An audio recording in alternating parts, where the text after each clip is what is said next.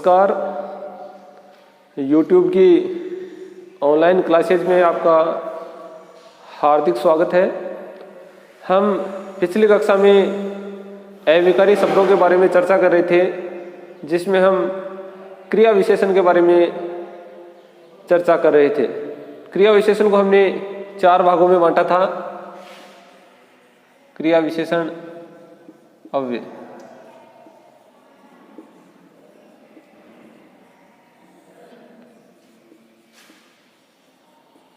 क्रिया विशेषण जो अव्यय था उसको हमने 4 भागों में विभाजित किया था, जिसमें पहला था कालवाचक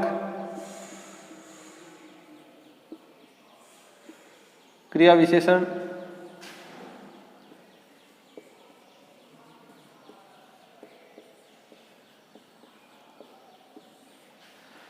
दूसरा था स्थानवाचक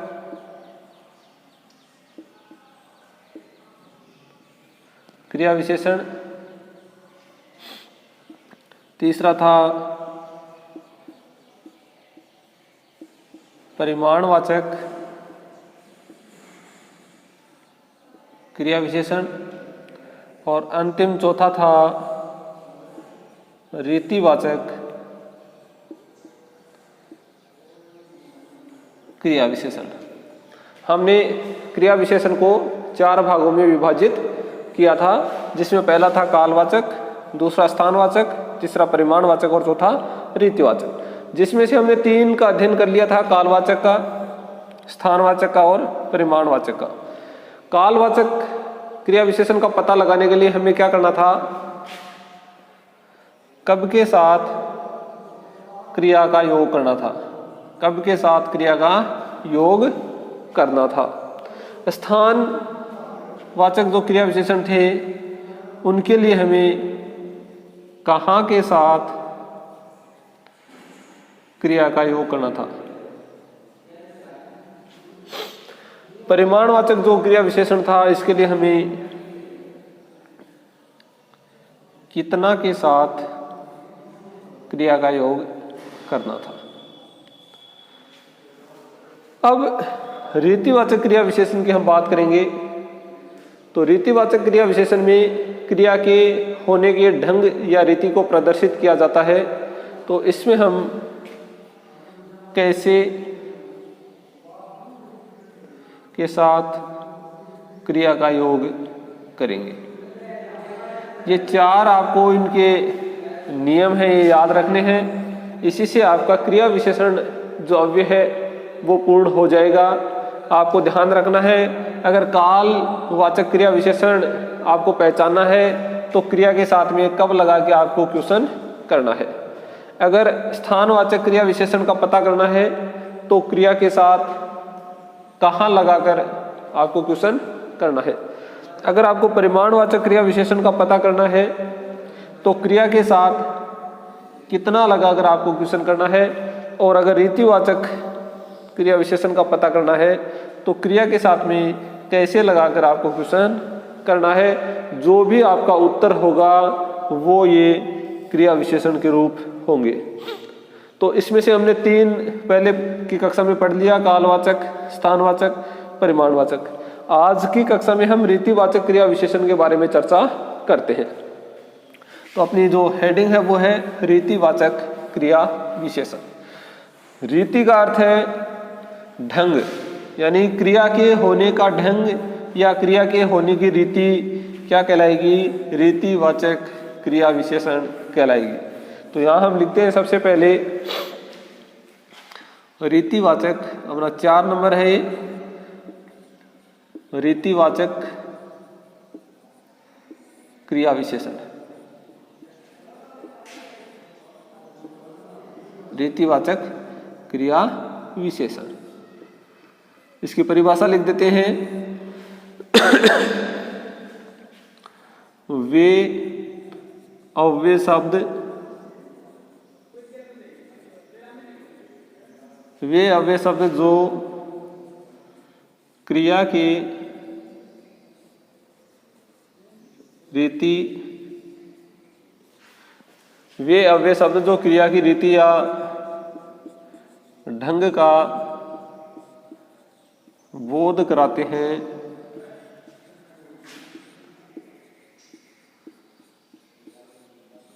हैं, तथा कालवाचक, स्थानवाचक व परिमाणवाचक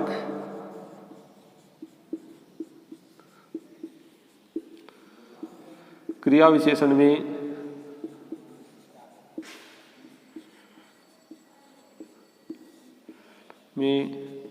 न आने वाले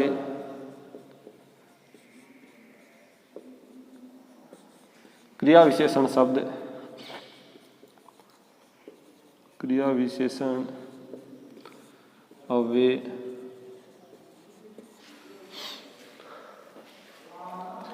रीतिवाचक क्रिया विशेषण कहलाते हैं।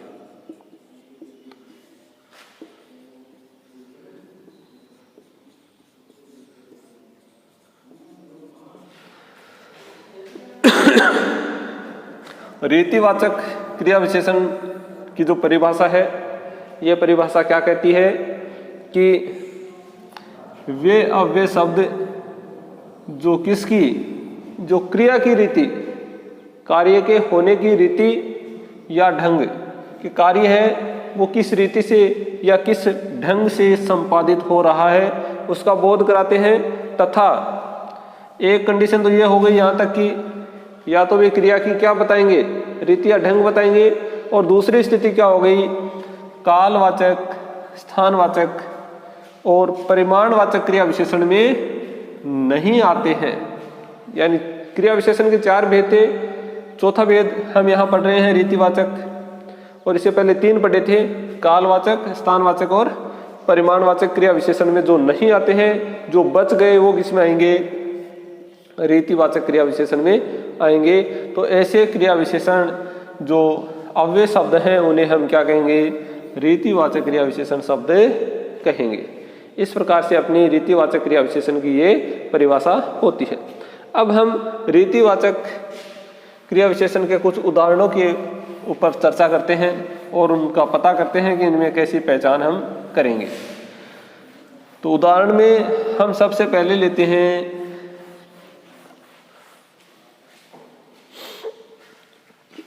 पहला जो उदाहरण वो लेते हैं, राधा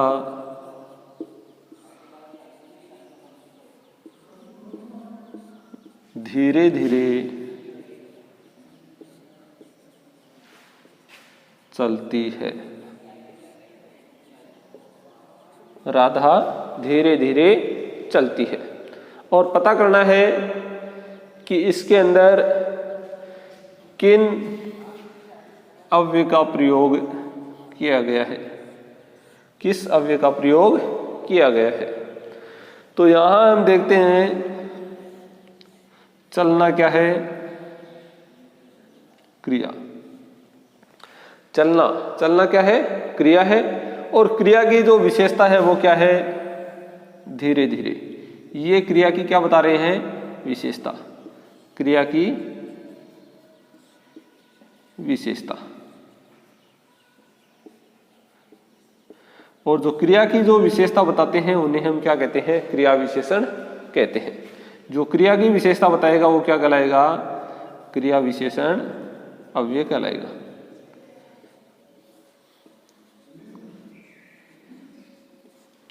तो इसको यहां से समझना है। हर उदाहरण ऐसे ही आपको करने हैं, हल करने इनको। सबसे पहले आपने क्रिया को पहचाना कि क्रिया क्या है, चलना। चलना क्रिया है, और इस चलने की जो विशेषता है वो क्या है, धीरे धीरे। कि राधा है वो कैसे चलती है, धीरे धीरे चलती है। तो क्रिया की जो विशेषता बताते हैं, क्रिया की जो विशेषता बताते हैं वो क्या कहलाते हैं, क्रिया विशेषण अव्यय कहलाते हैं। यानी जो क्रिया की विशेषता बताएंगे वो क्रिया विशेषण अव्यय कहलाएंगे। अब हमने क्रिया विशेषण को 4 भागों में बांटा था। पहला था काल के आधार पर, दूसरा था स्थान के आधार पर, तीसरा था परिमाण के आधार पर, और चौथा था रीति के आधार पर। काल का कब लगाकर क्वेश्चन करना है, स्थान का कहाँ, परिमाण का कितना और रीति का कैसे। अब हम यहाँ पर इन शब्दों को लगा के देखेंगे क्रिया के साथ। राधा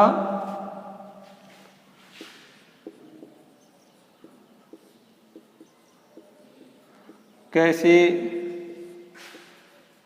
चलती है, राधा कैसे चलती है, राधा कैसे चलती है। हमने जैसे ही कहा राधा कैसे चलती है, अपना उत्तर होगा धीरे धीरे।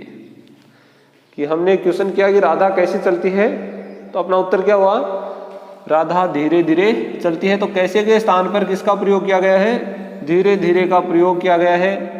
और कैसे किस में लगाते हैं, रीतिवाचक में लगाते हैं। इसलिए आपका ये कौन सा विशेष आपका क्रिया विशेषण होगा, रीतिवाचक।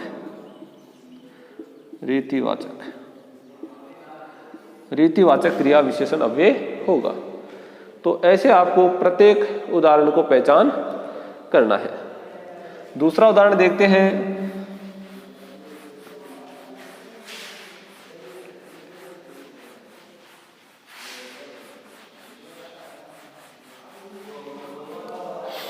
उदाहरण नंबर 2 है, घोड़ा तेज दौड़ता है।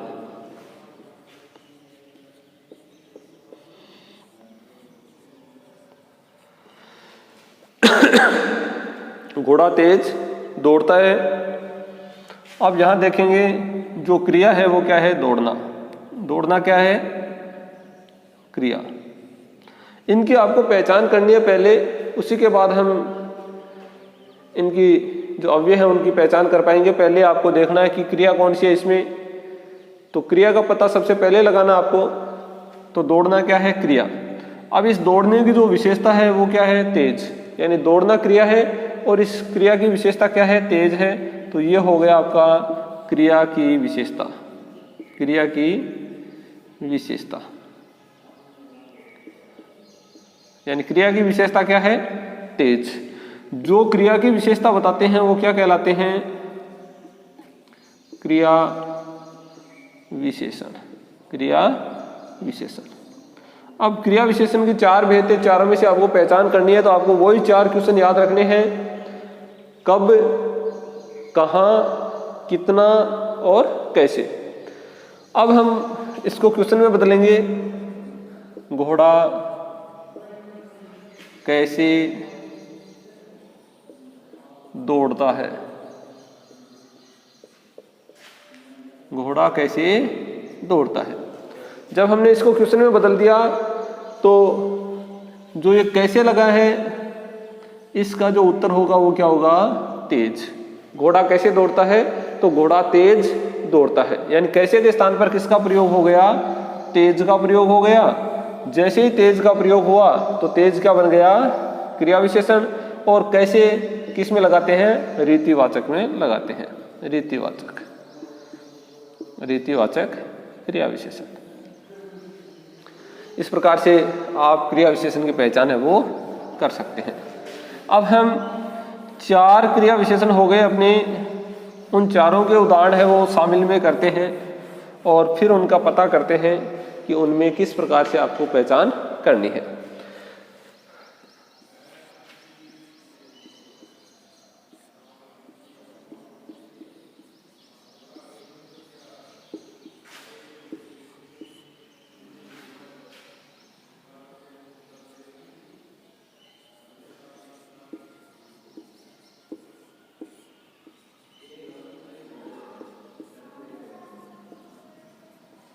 राम 5 बजे घूमने जाता है। एक उदाहरण यह हो गया।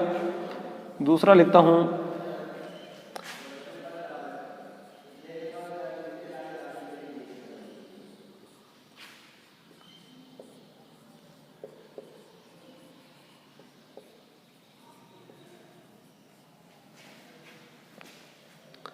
तीसरा उदाहरण लिखते हैं।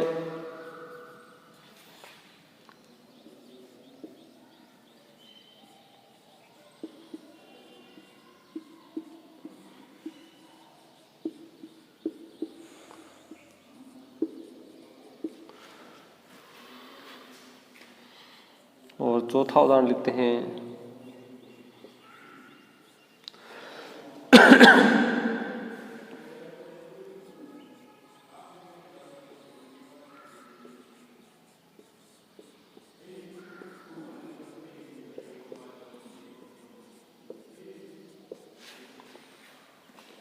ये चार अपने उदाहरण हैं।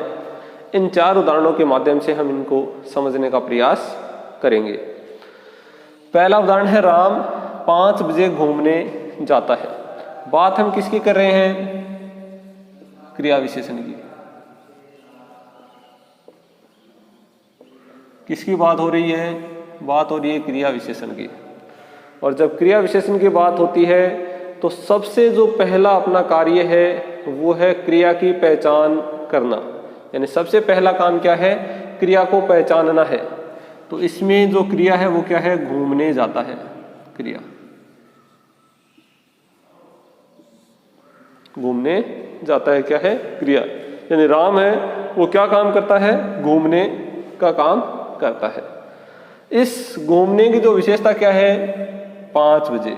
घूमने की विशेषता क्या है? 5 बजे। यानी राम है वो कब घूमने जाता है? 5 बजे घूमने जाता है। यानी इस क्रिया की विशेषता बता रहा है 5 बजे। तो ये हो गया क्रिया की विशेषता। क्रिया की विशेषता। और जो क्रिया की विशेषता बताते हैं वो क्या कहलाते हैं? क्रिया विशेषण। क्रिया विशेषण। अब हमें क्वेश्चन करके पता करना है। तो क्वेश्चन हम करेंगे, राम कब घूमने जाता है? राम कब घूमने जाता है? कब लगा दिया हमने यहां पर। तो राम कब घूमने जाता है? अपना उत्तर होगा राम 5 बजे। राम कब जाता है? 5 बजे। यानी कब के स्थान पे किसका प्रयोग हुआ है? 5 बजे का प्रयोग हुआ है। तो ये आ जाएगा आपका, कब जहां लगाते हैं वहां क्या होता है? कालवाचक। यानी कब का प्रयोग है वो किसके लिए किया जाता है? कालवाचक क्रिया विशेषण के लिए किया जाता है। तो इस वाक्य में हमसे पूछा जाए कि कौन सा क्रिया विशेषण है, तो हमारा उत्तर क्या होगा? कालवाचक क्रिया विशेषण। और कालवाचक क्रिया विशेषण कौन सा है? 5 बजे। आपसे पूछ ले कि इस वाक्य में कालवाचक क्रिया विशेषण कौन सा है, तो आपको बताना है 5 बजे। अब हम दूसरा उदाहरण की ओर चलते हैं। आगे अपना जो दूसरा उदाहरण है वो है, राम छत पर बैठा है। राम छत पर बैठा है। सबसे पहले आपको किसकी पहचान करनी है? क्रिया की पहचान करनी है। और क्रिया क्या है? बैठना। ये क्रिया हो गई। क्रिया क्या है? बैठना। अब हमें इस क्रिया की विशेषता कौन बताता है ये देखना है। तो बैठने की विशेषता क्या है? छत पर। कहां बैठा है? छत पर। ठीक है।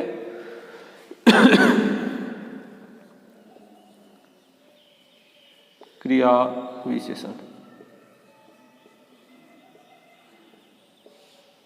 यानी क्रिया की विशेषता बता रहा है, इसलिए ये क्या बन गया? क्रिया विशेषण। अब आपको क्वेश्चन करना है, राम कहां बैठा है?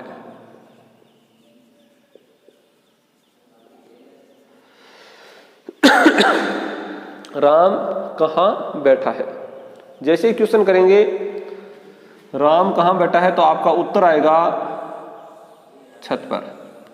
जैसे ही आपने कहा राम कहां बैठा है, आपको उत्तर क्या मिलेगा? राम छत पर बैठा है। यानी कहां के स्थान पे किसका प्रयोग हो गया? छत पर। छत पर। छत पर। ठीक है। तो सबसे पहले आपको देखना है कहां का प्रयोग किसमें किया जाता है। ये नाम आपको 4 याद रखने हैं। कहां का प्रयोग किया जाता है? स्थानवाचक के लिए। स्थानवाचक। स्थानवाचक। अब पूछ ले कि स्थानवाचक क्रिया विशेषण कौन सा है, तो छत पर। स्थानवाचक क्रिया विशेषण कौन सा है, छत पर। इस प्रकार से आप इनको पहचान सकते हैं। हमने यहाँ पर कब लगा के किया, अब हमने कहाँ लगा के किया। अब तीसरे क्वेश्चन की ओर चलते हैं। तीसरा क्वेश्चन है राम बहुत खाता है। जैसे ही क्रिया विशेषण की बात हुई, हमें क्रिया की पहचान करनी है। तो क्रिया क्या है, खाना, खाता है, ये क्या हो गई क्रिया। अब खाने की विशेषता क्या है, बहुत, यानी खाने की विशेषता क्या है, बहुत, इसलिए ये क्रिया की विशेषता हो रही है। क्रिया की विशेषता, और जो क्रिया की विशेषता बताते हैं वो क्या कहलाते हैं, क्रिया विशेषण।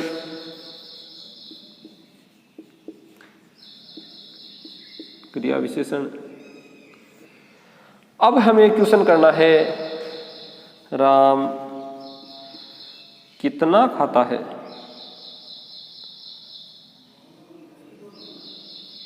कितना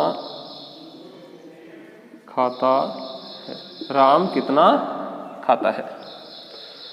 जैसे ही हमने कहा राम कितना खाता है, अपना उत्तर होगा बहुत खाता है। राम कितना खाता है, अपना उत्तर क्या होगा, राम बहुत खाता है। तो जैसे ही हमने कितना लगाया, कितना किस में लगाते हैं, परिमाणवाचक में, तो यहां लिख देंगे परिमाणवाचक। परिमाणवाचक क्रिया विशेषण। इस प्रकार से हम इनकी पहचान कर सकते हैं। अब अपना चौथा उत्तर है, चौथे में क्रिया पहचान लेंगे। सबसे पहले क्रिया क्या है, चलना। क्रिया क्या है, चलना, तो ये लिख दिया क्रिया यहाँ पर। चलने की जो विशेषता है वो क्या है, आराम से, यानी चलता कैसे है, आराम से, तो ये हो गई क्रिया की विशेषता। क्रिया की विशेषता। और जो क्रिया की विशेषता बताते हैं वो क्या कहलाते हैं, क्रिया विशेषण कहलाते हैं।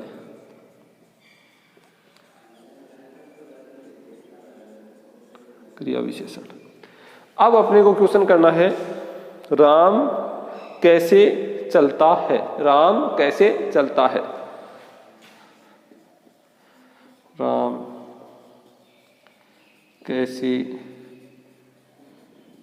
चलता है। राम कैसे चलता है। जैसे ही हमने कहा कि राम कैसे चलता है, अपना उत्तर होगा आराम से। राम कैसे चलता है, अपना उत्तर क्या होगा, आराम से चलता है। यानी हमने कहा राम कैसे चलता है, तो उत्तर आया राम आराम से चलता है। ठीक है, कैसे के स्थान पर किसका प्रयोग हो गया, आराम का प्रयोग हो गया। हम पहले की स्लाइड पे देख चुके थे कि कैसे का प्रयोग है वो किसके लिए कर रहे थे, रीतिवाचक, रीति के लिए या ढंग के लिए कर रहे थे। तो यहां हो जाएगा आपका रीतिवाचक क्रिया विशेषण अव्यय। इस प्रकार से क्रिया विशेषण अव्यय की आप पहचान कर सकते हैं। केवल 4 नाम आपको याद रखने हैं, कब, कहां, कितना और कैसे। इन 4 शब्दों से आप क्रिया विशेषण अव्यय की पहचान है वो कर सकते हैं। कैसे करना है, इनके आगे किसका योग करना है, क्रिया का योग आपको करना है। इनके आगे जब क्रिया का योग हो जाएगा और क्रिया का योग होने के बाद जो भी आपका उत्तर होगा, अगर कब लगाने के बाद उत्तर मिलता है तो आपका कालवाचक हो जाएगा। कहाँ लगाने के बाद अगर उत्तर मिलता है तो स्थानवाचक हो जाएगा। कितना लगाने के बाद अगर उत्तर मिलता है तो परिमाणवाचक हो जाएगा। और कैसे लगाने के बाद अगर उत्तर मिलता है तो क्या हो जाएगा, रीतिवाचक क्रिया विशेषण हो जाएगा। अब हमने देखा कि ये अव्यय है। क्रिया विशेषण क्या है, अव्यय। एक बार इसकी भी आप पहचान कर लें, क्रिया विशेषण क्या है, अव्यय है। अव्यय के ऊपर लिंग, वचन, काल, कारक का प्रभाव नहीं पड़ता है। यानी अव्यय शब्द होते हैं, इन अव्यय शब्दों पे लिंग, वचन, काल और कारक का प्रभाव नहीं पड़ता है। इन चारों का इन पे कोई प्रभाव नहीं पड़ता है। एक बार इनको आप देख सकते हैं यहाँ पर, जैसे यहाँ पर पुल्लिंग एक वचन है, पुल्लिंग एक वचन। अगर इस पुल्लिंग को हटा के यहाँ से आप स्त्रीलिंग करते हैं और राम की जगह आप लिखना चाहते हैं सीता, तो भी वाक्य में यहाँ पर जो क्रिया विशेषण प्रयुक्त हुआ है इसमें किसी प्रकार का परिवर्तन नहीं होगा। सीता 5 बजे घूमने जाती है, क्रिया बदल जाएगी लेकिन क्रिया विशेषण में किसी प्रकार का परिवर्तन नहीं होगा। जैसे ही यहाँ से लिंग हमने पुल्लिंग से क्या बना दिया, स्त्रीलिंग बना दिया, क्रिया बदल जाएगी, क्योंकि क्रिया क्या है, विकारी शब्द है। तो विकारी शब्द में लिंग वचन काल कार्य के आधार पर परिवर्तित होते हैं, लेकिन अव्यय में किसी प्रकार का परिवर्तन नहीं हो रहा। देखो, सीता 5 बजे घूमने जाती है, इसमें किसी प्रकार का परिवर्तन नहीं हुआ। अब बहुवचन बनाते हैं, वे बहुवचन हो गया, वे 5 बजे घूमने जाते हैं, क्रिया ही बदलेगी, क्रिया विशेषण नहीं बदलेगा। यानी अव्यय शब्द हैं, उनमें लिंग वचन काल कार्य के आधार पर किसी प्रकार का परिवर्तन नहीं हो रहा है। इधर भी देख सकते हैं आप, राम छत पर बैठा है, इसकी जगह राम की जगह आप सीता का प्रयोग कर दें, सीता छत पर बैठी है, क्रिया बदलेगी, क्रिया विशेषण नहीं बदलेगा, क्योंकि क्रिया विशेषण जो अव्यय है उन पे लिंग वचन काल कार्य का प्रभाव नहीं पड़ता है। अब बहुवचन बना के देख सकते हैं आप, वे छत पर बैठे हैं, वे छत पर बैठे हैं, यानी क्रिया विशेषण अव्यय में परिवर्तन नहीं हो रहा है। परिवर्तन किस में होगा, क्रिया में होगा, क्योंकि क्रिया कौन सा शब्द है, विकारी शब्द है।